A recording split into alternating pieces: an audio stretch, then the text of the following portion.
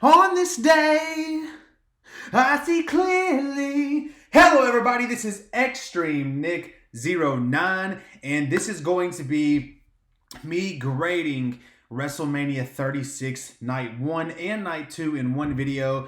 I actually was drunk last night and did a Night 1 video, rewatched it this morning, and was very disappointed in myself. I was saying things like Seth Rollins jumped off the WrestleMania sign onto Seth Rollins. And also, I think I called it WrestleMania 26 at one point. So we just scratched that video completely, and we're starting fresh with a brand new video where I'll be covering both nights in their entirety. So, in all, let's just start off by saying, I tweeted about it. Go follow me at Adamite Music on Twitter.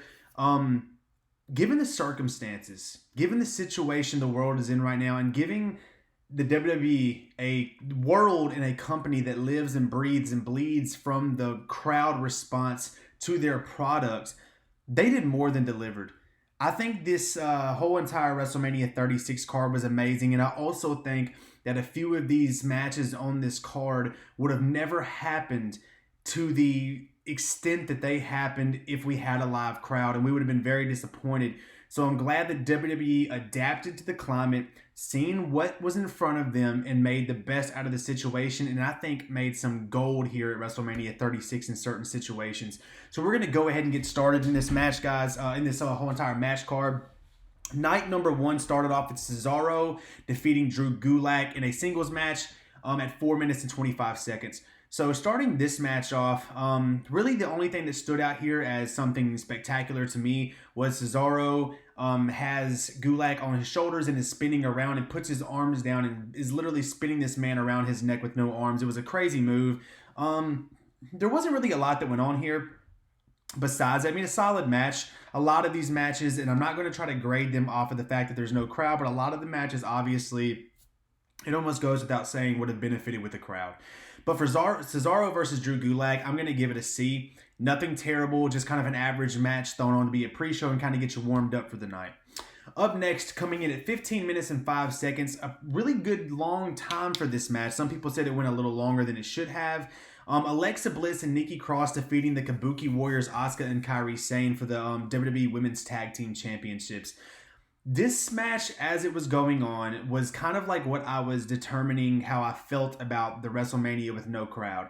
Because it was the first actual match on the main card of WrestleMania, and I was watching it with my friend Devin here at the house, and I looked over at him and I said, man, I'm entertained. I was like, this is a good match. Asuka and Kairi Sane obviously work well together. Their characters that they are playing right now on TV are really great.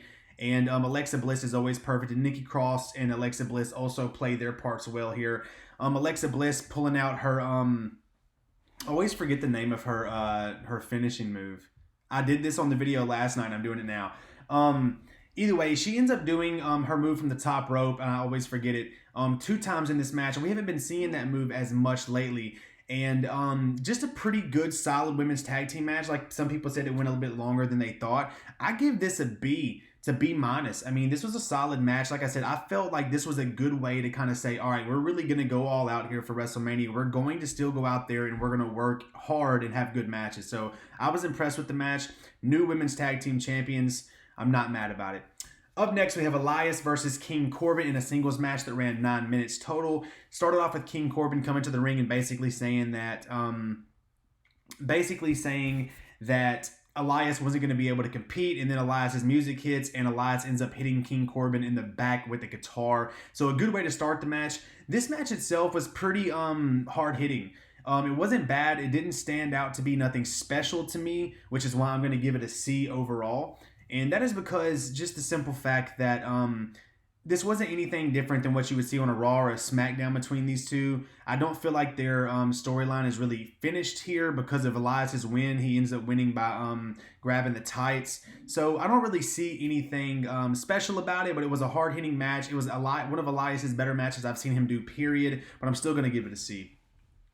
Up next, we have one of the biggest shocks when it comes to WrestleMania night number 1. And the reasoning is because pretty much 99.9% of the prediction videos that I saw during this before the show, the week leading up to this event, was Becky Lynch losing her Raw Women's Championship to Shayna Baszler. This match came in at 8 minutes and 30 seconds, 30 seconds shorter than the Baron Corbin Elias match. Another hard-hitting affair, not a bad match at all, but I was actually not watching this match closely. I was cooking a pizza at the time, so I missed the beginning of this match. So it's kind of hard for me to judge, but from what I did see, I'd give it a B- to a C+. Really because Becky Lynch, the shock of her winning kind of does it for me a little bit and kind of gives it a little bit more of an oomph, because I feel like the WWE looked at what the internet was saying all week, and a lot of these matches ended in ways that nobody really thought that they would have, and I'll get to those matches later. All right, so up next we have Sami Zayn, who defended the Intercontinental Championship against Daniel Bryan. That came in at 9 minutes and 20 seconds. Sami Zayn ended up defeating Daniel Bryan with the Helluva Kick, or I think Helluva Kick, hell of a kick off the top. Bryan coming down, he does it through in midair to Daniel Bryan. Another solid match here. I think with the crowd, honestly, with their style of wrestling, could have, obviously, along with everything else, could have benefited, obviously, with the crowd. But a solid match here. I'm going to give it, again, a B- to a C+. I didn't see anything that was just outlandishly crazy great, but I also wasn't mad about it. You know, it kind of felt like WrestleMania undercard matches up to this point. So I wasn't mad about it. So up next, we have John Morrison defeating Jimmy Uso and Kofi Kingston in a triple threat ladder match for the WWE SmackDown Tag Team titles, which clocked in at the second longest match of the night. It came in at 18 minutes and 30 seconds. This was a great match. This was the one. This lets you know that it's still WrestleMania. You know, as you're watching, there was a lot of good high spots here, a lot of moments for each person standing out here. A little weird for the tag team titles to be defended in a triple threat match, obviously, but with the circumstances that we're dealing with, I understand why. And the only thing that I was personally, being a Jeff Hardy fan like I am, I was personally wanting John Morrison to have to find a partner. Jeff Hardy say, well, listen, I'm cleared. I returned a few weeks ago. I haven't done nothing else. Let me defend the titles with you, even though they're heels and he's obviously probably coming back as a face. Them losing and then Miz coming back and blaming Jeff for their loss would have been a good storyline for Miz and Jeff to go on with forward afterwards. That was just something I had in my brain, trying to fit Jeff Hardy in this card anywhere I could. But yeah, big moments in this match. A lot of good use of the ladders. The ending ends up coming where all three men grab the belts at the same exact time, and Kofi Kingston and Jimmy Uso end up headbutting John Morrison, and he ended up having the belts in his hand when he fell. So I think a unique ending, a good ending. Both guys are kind of like, damn, you know, we did the offensive move. He ends up with the belts. What the crap? Still, good amount of time for this match, and it made it feel like WrestleMania. Guys going out there and really giving it their all. Up next, we have Kevin Owens defeating Seth Rollins at 17 minutes and 20 seconds in a no disqualification match. This did not start off as a no disqualification match.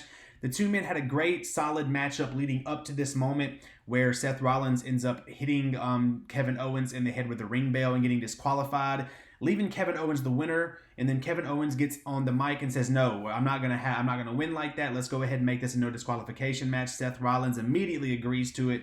He runs back to the ring, and they start going at it again. Obviously, the spot that's going to be played over and over, which is they've been saying, Seth Rollins has been saying that Kevin Owens has not had a WrestleMania moment. Well, at your expense, Seth Rollins, Kevin Owens jumping off the top of that WrestleMania sign through the announce table onto Seth Rollins will be one of those moments that are replayed through WrestleMania history. So with this match, I'm going to give it a B to B+. Solid match. Great big moment, big WrestleMania moment. Kevin Owens getting the win is the right move here. Seth Rollins is established. Kevin Owens has hit a dry spell over the past few years, really. So glad to see it. Up next, clocking in at a massive 2 minutes and 10 seconds, we have Braun Strowman defeating Goldberg for the Universal title. I'm going to give this a flat out D to F. And the reason is because we get it. We get it. Goldberg and Brock Lesnar can't have long matches for whatever reason. And I think 4 spears happen. Braun Strowman kicks out. Then 4 power slams happen and Braun Strowman wins. I'll give it a D besides the F, just because even though I thought Braun would win in this position, I also didn't know if they were going to go that route. I think Braun winning the championship leading out of WrestleMania and Goldberg being a guy that's not on TV all the time, obviously getting the belt off of a part-timer and onto a guy that is a full-time guy on the roster is a great move. Braun Strowman should have won this belt a long time ago, but I'm not mad that he won it now. Up next, we have The Undertaker defeating AJ Styles in a boneyard match, clocking it at 19 minutes flat, according to Wikipedia. Now, this is exactly what I asked for. And if you watch my prediction videos, you heard me say that all WWE needed to do with this match and the Firefly Funhouse match was give, like, with all the time they had to edit these matches and make sure they were perfect, since it was pre-taped, since they could go in there and doctor it up, make things look great. This match was the prime example of what I was asking for. We have The Undertaker obviously being the American Badass. AJ Styles pulls up in a hearse. Well, he doesn't pull up. He's in the back of the hearse in a casket. He raises out, still trying to play mind games with The Undertaker. Metallica plays, and The Undertaker drives up on his motorcycle, full-fledged American Badass mode, and this match goes on. And it's brutal. It's entertaining. It's full of moments where Undertaker's talking to AJ, saying great things throughout the match.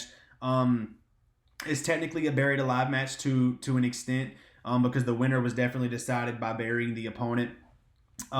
Luke Gallows and Carl Anderson make an appearance here. Just great moment after great moment. I wasn't the biggest fan of the Druids coming out and fighting against Undertaker. Those have been notorious for being kind of like his guys. But, it was fine. I welcome everything they did here. And you can see in what the internet and Twitter has been saying, Matt Hardy's matches, the final deletion matches and stuff is written across all over this. And WWE, once they want to reach out of the box and do something different, they can do it so good. And this is the match, along with the Firefly Funhouse match, that we could have never had without this pandemic going on. So this is them reaching into their bag and saying, you know what, we're not one-dimensional like everybody thinks we are. And this was great. I'm giving this an A+. I know there's mixed reviews. A lot of reviews are great for this match, and I'm going to be right there with it. A+, A. I mean, you couldn't have done any better. Undertaker's career could span out another 10 years if you just let him do matches like this for the rest of it. Like I said, a bunch of great spots, a bunch of great moments during this match, and I need to go back and watch it again, because last night by this time I was feeling it by this time. So but very impressed with what they were able to pull off. So now we're going to lead into night number 2, which just happened. It ended about 30 minutes ago. It started off with a pre-show match between Liv Morgan and Natalya that went 6 minutes and 25 seconds. This was a good match. This actually felt like it was a part of the main show instead of the pre-show. There was kind of like a respect between Liv Morgan and Natalya, a lot of smiling throughout the match. Liv Morgan picks up the much needed win here. Liv Morgan's character development after the whole Lana and Bobby Lashley and all that kind of stuff ran out, and once the Riot Squad didn't really implode like we thought they would because of the circumstances we're under now. Liv Morgan picking up a win against a veteran like Natalya is big for her career, even if it's by a roll-up type pin. And Liv Morgan's, I love her on TV, but let's just say it was a great match. I really enjoyed it. I'm gonna give that honestly a C+ to a B-, maybe a B. Being what it was, a match that starts off, it was solid. I enjoyed it straight up. So up next, we have a match that clocks in at 20 minutes and 30 seconds. The singles match, Charlotte Flair defeating Rhea Ripley for the NXT Women's Championship. This was another big swerve of the night. I didn't know many people that were picking Charlotte Flair to beat Rhea Ripley. Not to mention, this was an absolute match candidate for especially for matches that happened inside of the ring on both nights of WrestleMania. This may have been the best match we saw, period. And they really went out there and treated this like they were in front of 70,000 fans. I love this match. This was a great match. I'm going to give this an A. Just because the fact there was some shock value to it. I think that NXT needs star power. I think they have stars, but they need established stars, and they need to start treating it like a third brand that it is. And it's going head to head and getting beat by AEW every week. Adding Charlotte Flair to the mix with all the new rivalries she can have while she's down there, I think is a beautiful thing. Going against AEW head to head. So yeah, this was beautiful. This was an absolute beautiful match. Rhea Ripley tapping out to the figure 8 after Charlotte Flair worked her leg the whole entire match. I loved it. Straight up loved it. Up next, we have a singles match, 7 minutes and 20 seconds. Aleister Black versus Bobby Lashley. This is one of the most underwhelming matches leading into this show because there wasn't no build to it really. Lana ends up kind of costing Bobby Lashley the match because he had Aleister Black up on his shoulders, if I'm not mistaken. Lana starts screaming at him and tells him, no, end it with the spear. And during trying to end it with the spear, he ends up getting the black mass across his face and gets the victory. Lana and Bobby Lashley both look frustrated with each other at the end of this match, maybe ending this nightmare. I'm going to give this a C. The right man won. Aleister Black has been on a tear lately, even if it's against enhancement talent. He needs the push. He needs to be the guy that's feuding with guys like Seth Rollins over on Raw and guys like Kevin Owens. Whoever he needs to be on the upper echelon of wrestlers. And for what it was, a pretty decent match, and I like the ending. Up next, we have Otis defeating Dolph Ziggler with Sonya Deville in a singles match that clocked into 8 minutes and 15 seconds. The match itself was okay. The story was what was important here. Same way with last week on SmackDown with the hacker presenting all this new information. We have Mandy Rose coming out mid-match, slapping and beating the hell out of Sonya Deville, and then sliding into the ring and low-blowing Dolph Ziggler after Dolph Ziggler had just low-blowed Otis. Otis ends up doing the Caterpillar and gets the win on Dolph Ziggler, in which he celebrates by picking up Mandy Rose, and they share a kiss at WrestleMania 36. It was the feel-good moment. I'm giving this a B, strictly because there was so much story leading up to this, and it's been going on for a long time, and I think it played out absolutely properly, and it's not over with yet. Now Sonya and Ziggler are moving as a unit. Otis and Mandy are moving as a unit. There's going to be some mixed tag team action here. I don't know where that leaves Tucker, but I like the match. I like the story even better than the match. I'm going to give it a B.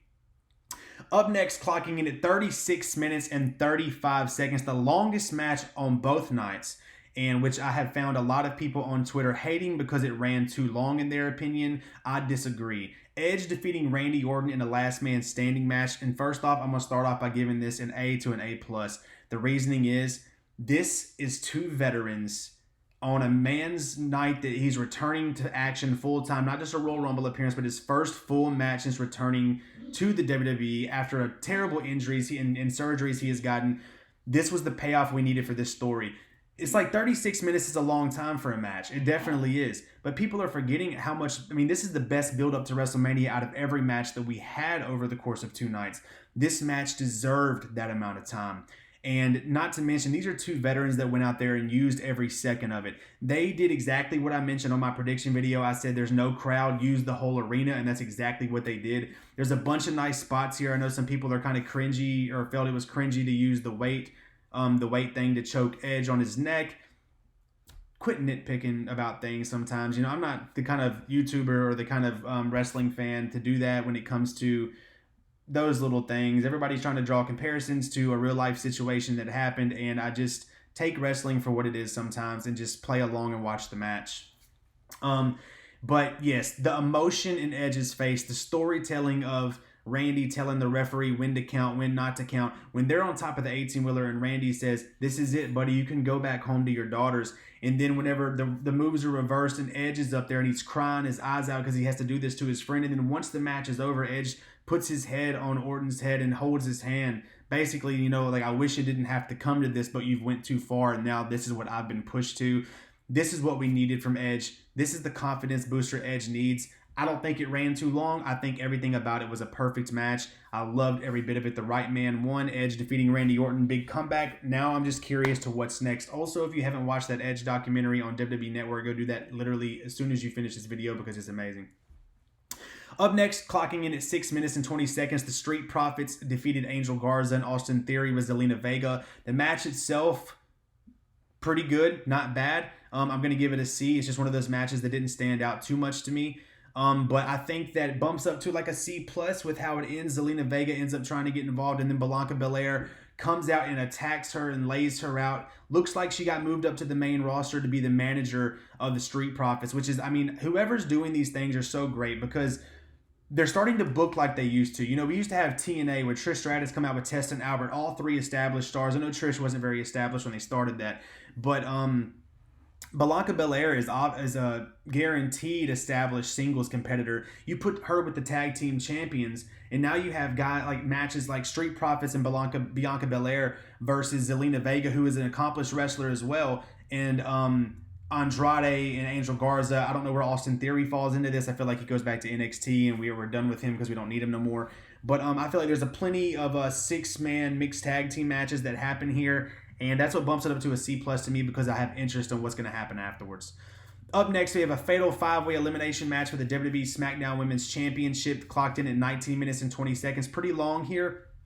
Bayley defeats Lacey Evans, Naomi, Sasha Banks, and Tamina. Match itself, I'm going to give a C+. only because of the storytelling between Sasha, because I feel like this was another one that kind of threw people off. We knew that Bayley or Sasha was probably going to come out with the win, but we figured they would betray each other. Instead, the WWE chooses the route to swerve us a little bit and have Sasha Banks help Bayley get the pin on Lacey Evans at the end of the match. Even though they did have some turmoil throughout the match, Sasha Banks ends up hitting Bayley with an accidental knee at one point, and they kind of got into it. Well, Sasha Banks got eliminated by Lacey Evans. I like this because you keep them together. We didn't get what everybody figured. Sasha's going to end up, betraying Bayley. Bayley's going to end up betraying Sasha. We figured to be Sasha. Didn't happen. They're still together. Bayley's still champion. And now we see where it goes from there. I'm not mad about it. Lacey Evans looked amazing in this match. The last two matches I've seen her in, the one on SmackDown and then the one here, she's becoming very impressive in the ring, and I really enjoy her. So up next, we have the Firefly Funhouse match, which clocks in at 13 minutes. The Fiend, Bray Wyatt, defeats John Cena.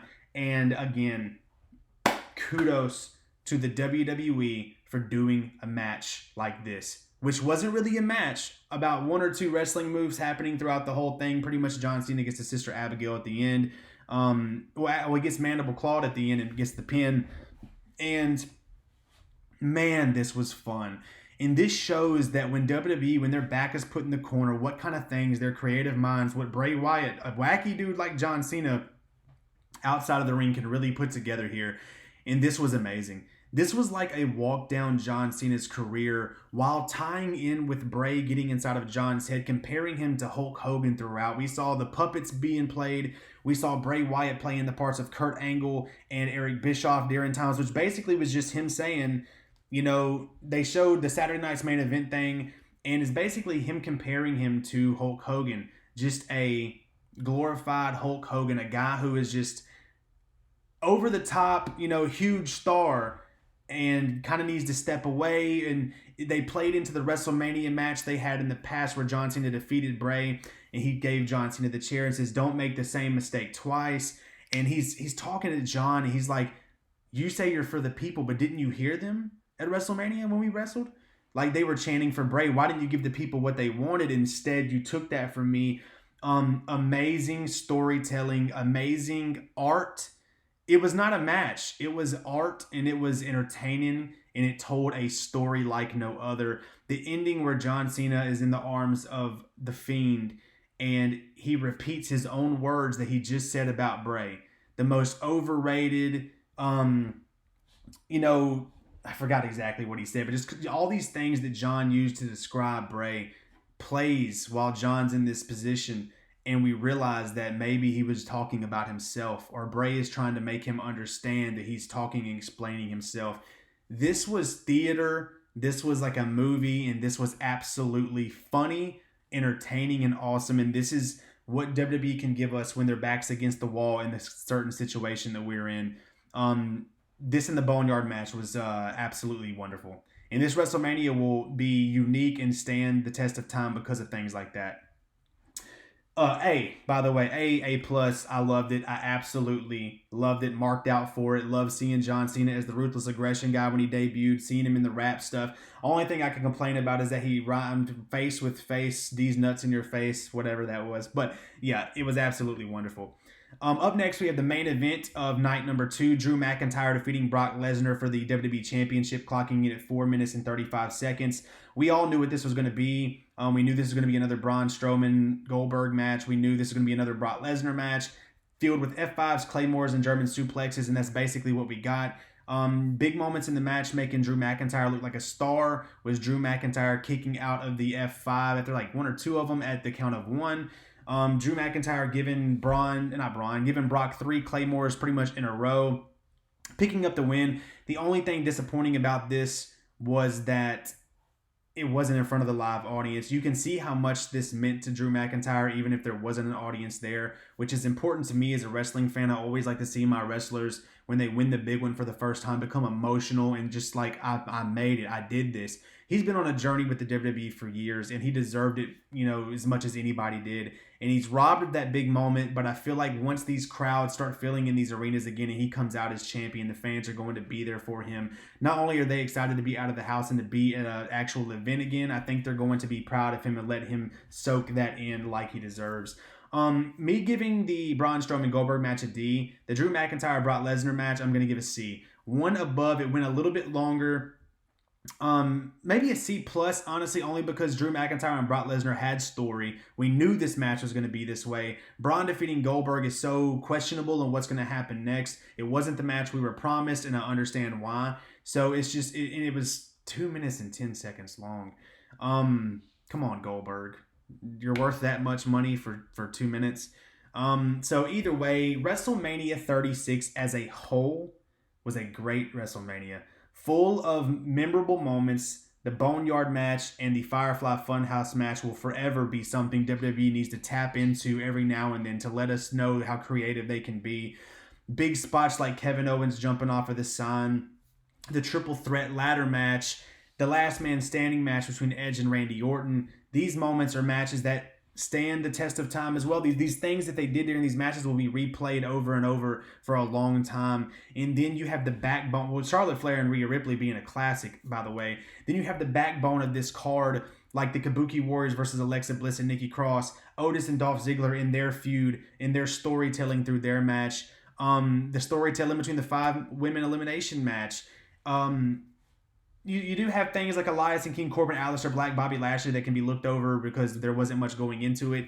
But overall, I would have to say that this WrestleMania exceeded expectations greatly. They adapted to the climate, and they did exactly what Triple H has been saying they wanted to do this whole time.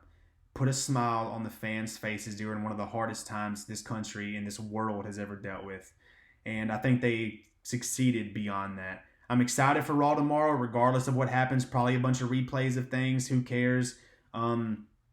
Just happy to say that we were a part of this WrestleMania.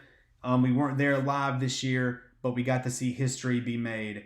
And I think that's also important. The WWE did not disappoint. Even though all of our expectations were on the floor, they exceeded those expectations and they delivered exactly what they wanted to. And we leave WrestleMania with the future. Braun Strowman, Drew McIntyre, not part-timers, full-time wrestlers holding the gold on both brands. And you can't be mad about that. A lot of title changes, a lot of title defenses. I enjoyed the show. I thought it was wonderful. You guys tell me what y'all think of the show. Give me y'all's reviews in the comments. Please let me know what y'all thought about it. I'd very much appreciate it. I like discussing wrestling with fans. Also, if you haven't already, check out my prediction video. See how I did on my predictions. I didn't do great. Check out my live playthrough on 2K20 of the whole WrestleMania 16 match card. And check out my Jeff Hardy action figure collection videos. They're not getting a lot of views, but that's because I'm buying a lot of these videos a lot of these action figures 2 years after they have already come out. I'm just putting things together a little bit late, so the interest on certain figures aren't really there right now. Just go check out everything, guys. Thank y'all for being here, and thank y'all for watching. If you have made it almost 30 minutes with me, I appreciate it. More videos will be coming soon. One of the Jeff Hardy collection videos are actually dropping tomorrow at 3 p.m. or 1 p.m. I already have it scheduled and recorded. And the fun with those figures are not over yet because I just bought another one today. And now I'm leaking into the TNA Jeff Hardy figures. And I'm going to keep branching these videos out. Still hope I have about 5 more on my list that I absolutely want to add before I do a whole Jeff Hardy collection video. So we'll see how that plays out, and we'll see where my money's at during that time. Either way, guys, WrestleMania 36 is a wrap. I enjoyed it. I don't know how to grade the whole show. There's so much going on here. I don't know. Maybe a B. It wasn't one of the iconic It's not WrestleMania 17. It's not, it's different. It's different. It's almost an enigma by itself that you can't really put your finger on how to grade it and compare it to other WrestleManias. It's an entity all in itself, and we all got to enjoy it together. So thank you guys for joining me. This has been Extreme Nick 09.